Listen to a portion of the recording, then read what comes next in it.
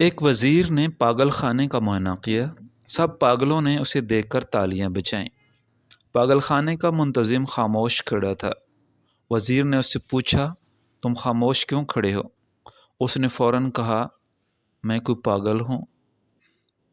خاتون پھل فروش سے، تم نے میرے بیٹے سے 2 کلو آم کے پیسے وصول کیے، لیکن جب میں نے آم کا وزن کیا تو وہ صرف 1 کلو نکلے۔